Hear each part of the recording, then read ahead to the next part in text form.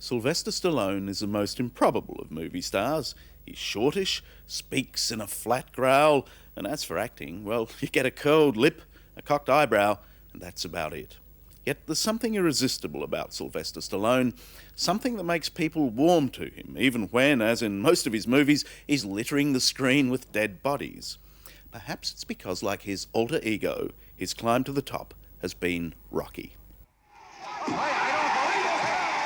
Right from the first blow, Sylvester Stallone has always put a lot of himself into his movies. He was a complete unknown when he made Rocky, a movie about a young man not unlike himself, from the tough side of town, a man with big ambitions and a chip on his shoulder.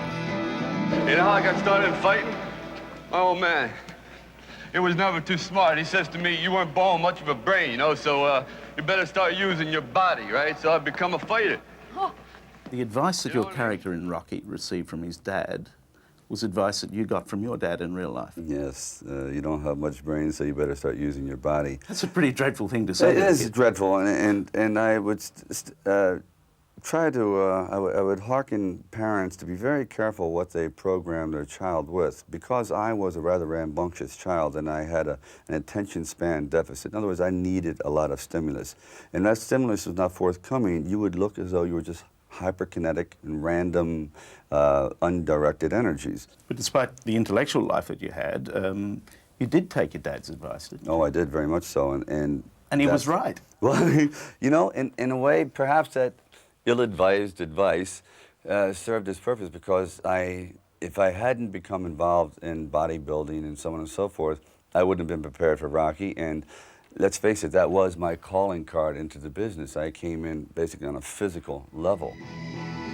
Rocky won an Academy Award for Best Picture in 1976. Stallone had arrived, and now came the long Rocky road. Rockies 2, 3, 4, and 5. I must break you. And along the way, he taught himself to act. Excuse me, I don't know. What's wrong? I can't. Can't what? I can't stop my hands from shaking. I started out kind of like imitating. I literally would sit in front of a television set and have a mirror next to it, and I would parrot lines. If I was watching a soap opera, I'd hear a line, "I love you, Judy," and I'd say, "I love you, Judy," and I would say, see if I could do it better, or if it sounded worse, and after a while, I started to develop a rhythm. And then eventually out of that comes a style.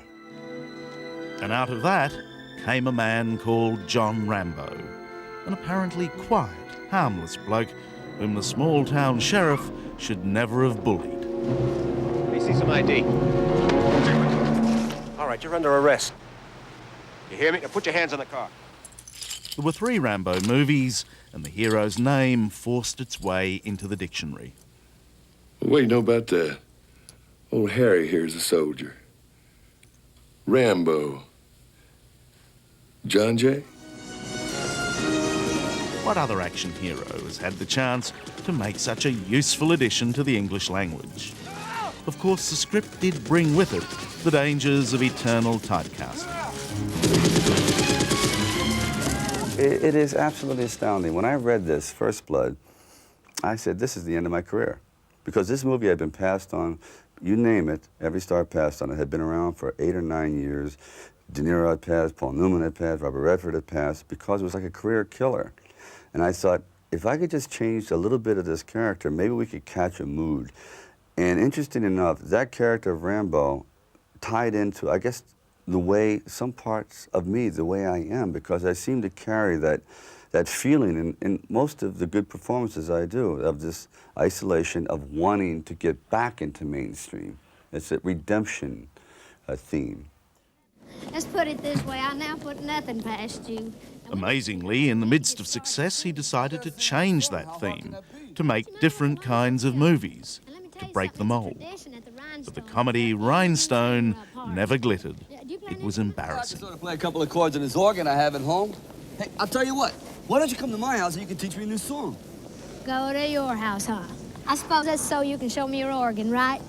They hired the director of Porky's to come on, and he made it this like slapstick comedy, and I was dead. And I've had to live with this rhinestone thing, or slimestone, or whatever you want to call it, my whole life. No one must suffer as much as you guys when it's not quite right, because you're up there 70 foot high, aren't you? You better believe it. I know when actors say, oh, it doesn't bother me, it's just a gig. They go home and they throw up and they die 1,000 deaths. I've always said that actor dies twice, and the second time is easy. The professional failures is like hell on earth. Seeming to parallel his failed films were a succession of failed romances, 2 marriages, and a string of glamorous girlfriends. Stallone is introspective enough to make the obvious connections. So this very strange, unusual pattern began that I have not seen in anyone else's career, of these incredible peaks and valleys and peaks and valleys. And this must have taken its toll. I mean, one would worry about it. It did, and I think that it was also reflected probably in the turmoil in my private life because of the upheavals in the professional life. There was this unrest. Yeah, it's very much. So that stuff is constantly in Oh, your head. it has to affect you. I mean, I don't think people. I mean, you always look pretty cool, no matter what they're saying about you. No, the looks are deceiving. I mean, you try to put on the happy face because you have to put on your, your so-called public persona. Back with his former girlfriend, model Jennifer Flavin, after a split that sold 1 billion tabloids, Sly tells us all's well with his career and his love life. What brought you back together again? Intelligence. At the world premiere of his latest film, Assassins, the brooding hero almost looks happy. My private life is finally in very good working order, and I thought now I have to get my professional life. And it was quite a while that not many very good directors wanted to work with me because of the films I had done in the 80s, which were pretty much, formula type films. They said, I don't think Stallone can act, or maybe he can act, but he doesn't do the kind of performance we want. Never gave yourself a chance to act in a lot of those. Yes, exactly. Can I help you? I'm just looking for someone. What's the name? I can check the plot map for you. He's not dead yet. The critics are calling Assassins the best Stallone movie yet. It's even been suggested there's some good acting here. He'll shoot you before you go into the bank. No. He'll wait for the prime shot. At almost 50 years of age, the old Stallone has reinvented his younger persona, but this time with maturity and class. He plays a hitman with a midlife crisis. Don't play with me now. I am like the old bull who has seen it all and realized you have to have some kind of system, a code, an ethic, even in the business of death. Now what? Stallone faces a manic young professional killer played by the up-and-coming Antonio Banderas, whom Hollywood is touting as Stallone's successor. It's interesting casting. Again, looking for life and art, of course, a lot of people are wondering if this isn't the young guy coming up to knock off the old guy. It probably is. Do you feel him barking on your heels? I hear. I remember a few years ago, Burt Reynolds, when he was at the top of his game, says, at night I try to go to sleep, but I keep hearing Stallone's footsteps. And I said, well, there's the pitter-patter of Antonio.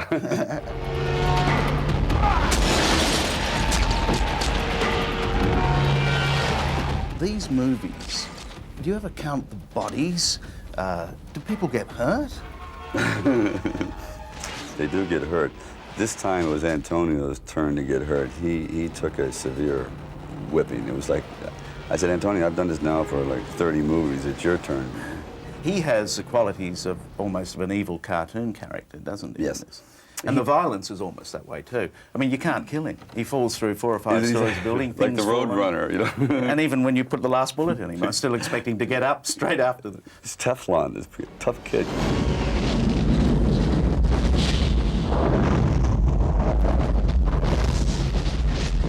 What is it about violence in America that makes it so marketable on film? And are you part of the problem or a part of the solution? No, it's obvious. It's reflective, unfortunately, of a failed political system. And I've had these wars with politicians. They keep saying, we should censor this and be a little bit more responsible in Hollywood. I said, Hollywood is merely a mirror of what's out on the street. And a lot of your heroes seem to fulfill some frustration in Americans. Yes. Americans see violence, they feel impotent in the face of this violence. You have bad good guys and good bad guys who who clean up, who do the job that the cops can't do. Well, yes, it's like a vigilante mentality. I think because it gets right down to it. I don't know how many times people just say, you know, like, if that happened to my son, I would go out and get that guy immediately. I would not wait for the police. You have to take me in. If you can. Pig. This is where the law stops. And I start.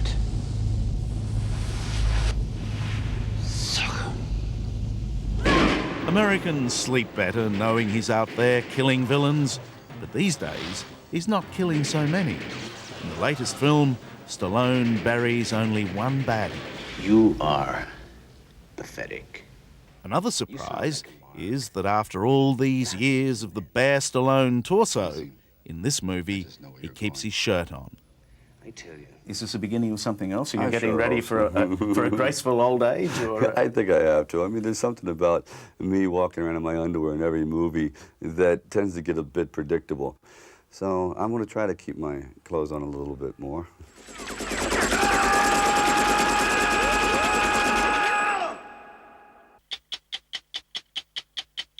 Hello, I'm Tom Steinfort. Thanks for watching 60 Minutes Australia. Subscribe to our channel now for brand new stories and exclusive clips every week. And don't miss out on our extra minutes segments and full episodes of 60 Minutes on 9now.com.au, as well as the 9Now app.